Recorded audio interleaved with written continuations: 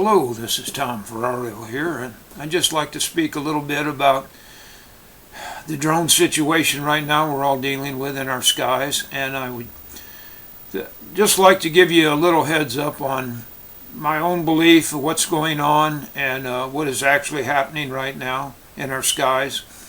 And it is much more prevalent than you can believe. It's worldwide right now situation.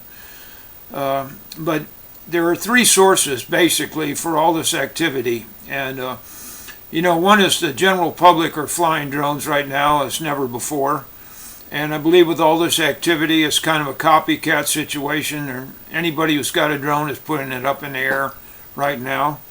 The second source I will tell you I can speak a little bit about now is our own military flying drones, and there is a situation right now where they are flying drones, and they always have been for this particular purpose, but they are looking for, let's just say, nuclear devices right now, which have gotten out of the proper channels, and they're doing gamma wave searches right now with drones at night and day. So a lot of what you're seeing that the military can't speak about is what their purpose for using drones right now is looking actually for nuclear devices around our country. Now, that being said, their third source that is in our air right now, and I can speak about this from years of experience. I've been a ufologist now for over 50 years. I've worked with individuals, been fortunate, people way above my pay grade, like Ted Phillips, which was Alan Hynek's protege, Stanton T. Freeman, the nuclear physicist, and Jacques Vallée, which was the individual that was portrayed in Close Encounters, the Frenchman, and who spent time with us. And I've been associated in projects, Project Marley Woods, Project Moonshaft, and the last one I will tell you about at a different time, Red 7, which was a disclosure project. I worked with a very great gentleman named Bruce Whitteman, which was the first state director of the Mutual UFO Network, MUFON, in Missouri. And so I do have, I say this just to give you an idea that I maybe do know some things, and I have had contact with people much smarter than I am, much higher above my pay grade. And that being said, I will tell you that right now we're dealing with craft, as we dealt with in Marley Woods, that my own belief, my own take on what's going on right now, the third source of the drones activity is the interdimensional craft. Now, when I say interdimensional craft, I don't mean interplanetary. There is a difference, and I'll go into that at a later point, later show.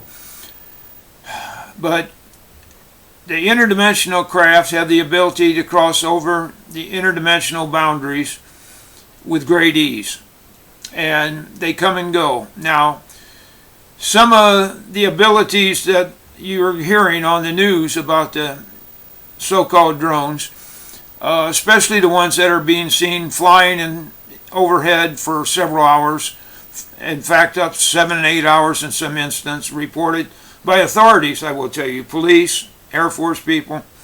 Drone technology to the general public is usually a good drone is maybe 23 minutes, 30 minutes. Exceptional high caliber drone is maybe an hour. So you can see this is far above the ability of drones that are out to the general public. Military, of course, exceeds this.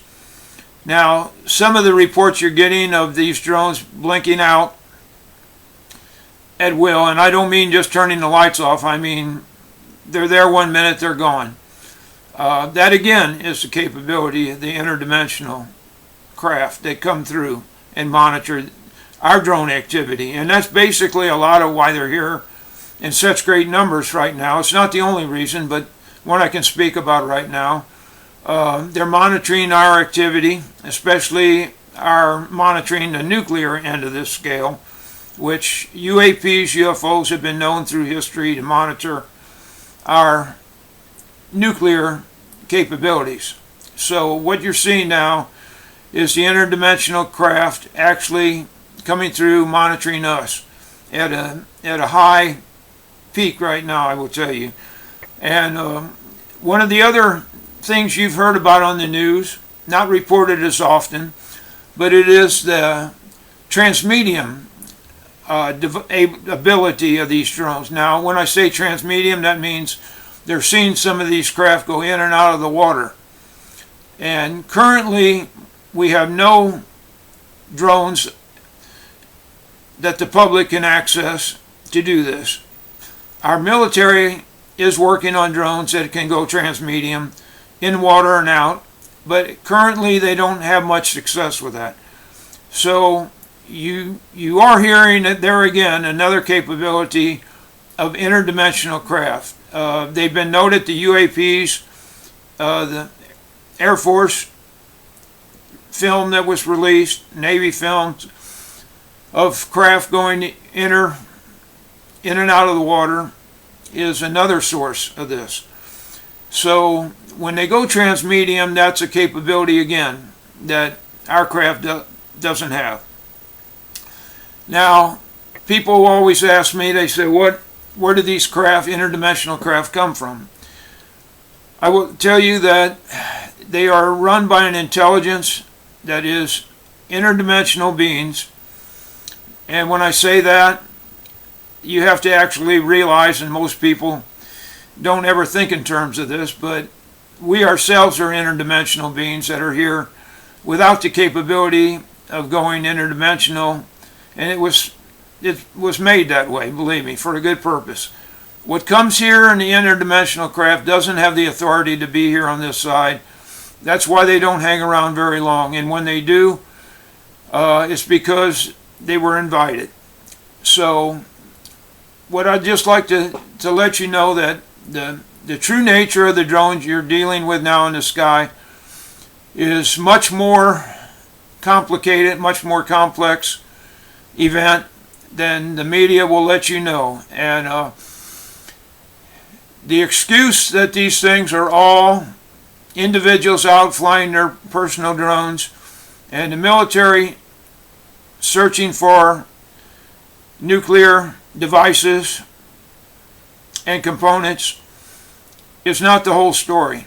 These drones are also interdimensional craft that are coming here, coming in and out of our space. They have the capability to be here and leave in an instant. The other thing I will tell you that the capability of these drones, they have the unique ability to use as a, not so much as a cloaking device, but its abilities that they have and have learned. They will be whatever it wants to be, people want to perceive them as. Whatever people in their mind think these things will be, that's what they'll be at that particular moment. Whether that is a large disc-shaped object that comes and goes in an instant, or a large drone the size of a bus or car you're hearing reported now. Sometimes these drones are, a lot of noise is associated with them. Sometimes there is no noise. And some people see them, same crafts, and they sound like the roar of a jet engine or helicopter. Another person across the block sees them and they report no noise. They have overflown state patrolmen, military people on military air base. They have no control over these things. That's another issue why they don't go into what they are. They really can't say what these things are because they'd have to admit they have no control over them. And they're not going to do that.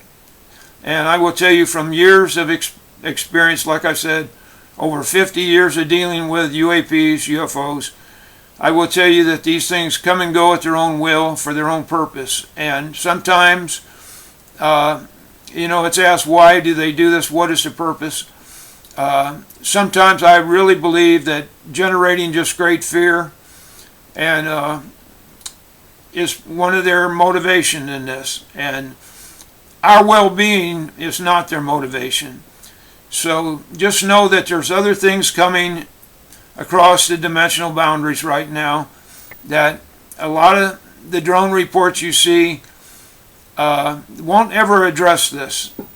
Some will, but I will tell you that the Mutual UFO Network's UFO reports right now have gone fourfold from what they were. They've increased. All the UFO reporting centers have increased that. So just be known that a lot of what you see in the air and what you hear reported, you're not going to get the full story of what's going on in the air. And that's just a little bit of what I bring to the table. And if you're interested in this at all, you can go to my YouTube channel. You can go to my Facebook page. I am going to be doing more shows. I've done over 100 podcasts and radio shows. I've been on UFO Witness, UFO Hunters on television. So I do bring a little bit of knowledge to the table to this, and this is my own opinion, what's going on, my own view over years of experience and knowledge that I've gained from others far above my pay grade again. So at that point, I'd just like to say, in this time of year, have a Merry Christmas, and follow, if you'd like to get into this deeper, I have several videos on my YouTube channel, and I'll be doing more shows. We have another big project that's coming, and actually a documentary and movie. So, as I always say, stay tuned.